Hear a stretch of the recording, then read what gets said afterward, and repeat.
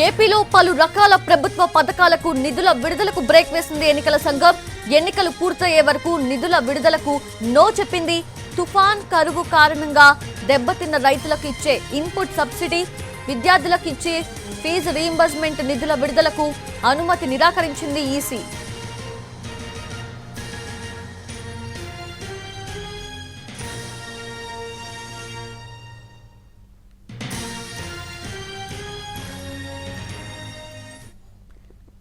అది ఏపీలో పలు రకాల ప్రభుత్వ పథకాల నిధుల విడుదలకు ఎన్నికల సంఘం బ్రేక్ వేసింది. లేటెస్ట్ అప్డేట్స్ తెలుసుకుందాము. మా ప్రతినిధి రాఘవేంద్ర లైవ్ లో సిద్ధంగా ఉన్నారు. రాఘవేంద్ర, ఏంటి అసలు ఏం జరుగుతోంది? సీఎం జగన్ ఏమో సంచలన వ్యాఖ్యలు చేస్తూ ఉన్నారు. ఇక్కడ ఈసీ ఏమో మొత్తం నిధుల విడుదలకి బ్రేక్ వేసింది. సో ఏంటి అసలు?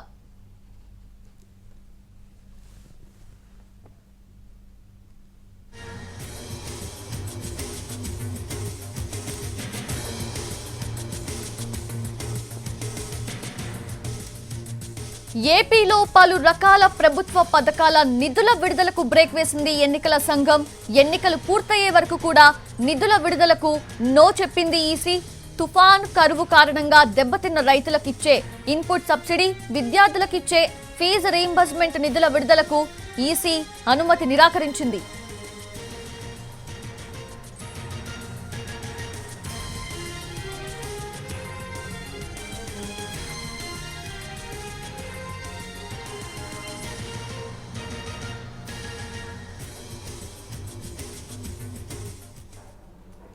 సౌజన్య, కొద్దిసేపటి క్రితం మచిలీపట్నం జరిగిన ఎన్నికల ప్రచార సభలో వైఎస్ జగన్మోహన్ రెడ్డి కీలక వ్యాఖ్యలు చేశారు. ప్రధానంగా అధికారులను మార్చే అంశానికి సంబంధించి మొదటిసారి ఆయన మాట్లాడారు. ఇంతకుముందు ఇప్పటివరకు ఎన్నికల ప్రక్రియలో భాగంగా విపక్షాలు ఈసీకి ఫిర్యాదు చేసి వస్తే దాంట్లో భాగంగా పలువురు అధికారులను ఈసీ మారుస్తూ వచ్చింది. తాజాగా నిన్న ఆంధ్రప్రదేశ్ డీజీపీ రాజ్నాథ్ రెడ్డిపై కూడా వేటు వేసింది. వాళ్ళ కొత్తగా హరీష్ కుమార్ గుప్తాను కూడా కొత్త డీజీపీగా నియమించింది. మొదటిసారి అంటే ఇప్పటివరకు ఎన్నికల ప్రక్రియలో భాగంగా జరుగుతున్న అంశాన్ని వైసీపీ ప్రధానంగా ప్రస్తావిస్తూ వస్తుంది. అదే సమయంలో అధికారులంతా కూడా పారదర్శకంగా పనిచేస్తున్న అంశాన్ని పదే పదే ప్రస్తావించుకుంటూ వైసీపీ వచ్చింది. అయితే మొదటిసారిగా వైఎస్ జగన్మోహన్ రెడ్డి ఈ అంశానికి సంబంధించి ఎన్నికల ప్రచారంలో మాట్లాడారు.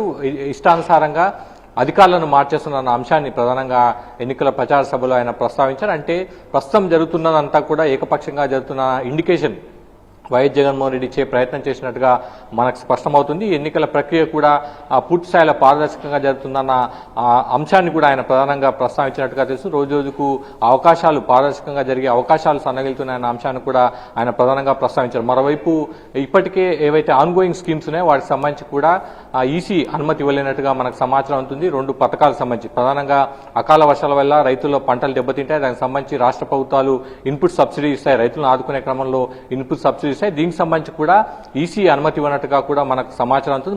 మరోవైపు రాష్ట్ర ప్రభుత్వం అమలు చేస్తున్న ఫీజు రియంబర్స్మెంట్ పథకానికి సంబంధించి కూడా ప్రతి 3 నెలలకోసారి ఆ నిధులను కాలేజీలకు కానీ విద్యార్థులకు కానీ అందిస్తుంది. దానికి సంబంధించి కూడా ఈ 2 పథకాలకు సంబంధించిన నిధుల విడుదలను ఎన్నికల ప్రక్రియ పూర్తయ్యే వరకు కూడా రాష్ట్ర ప్రభుత్వం నిధులు విడుదల చేయదని కూడా ఈసీ ఆదేశాలు జారీ చేసినట్టుగా మనకు సమాచారం. దీనికి సంబంధించి ఈ 2 అంశాలను కూడా మచిలీపట్నం ఎన్నికల ప్రచార సభలో జగన్మోహన్ రెడ్డి ప్రధానంగా ప్రస్తావించారు. పార్టీ ఈ అధికారుల బదిలీకి సంబంధించి కానీ అదేవిధంగా నిధుల విడుదలకు సంబంధించి కానీ కొంత సీరియస్ గా రియాక్ట్ అవుతున్న పరిస్థితి మనకు కనిపిస్తుంది. సౌజన్య, అంటే రాఘవేంద్ర, యూజువల్ గా మనం చూస్తూ ఉంటాము ఎలక్షన్స్ టైంలో ఈసీ తీసుకునే కొన్ని డెసిషన్స్ ఇట్లా అధికారుల బదిలీ అనేవి.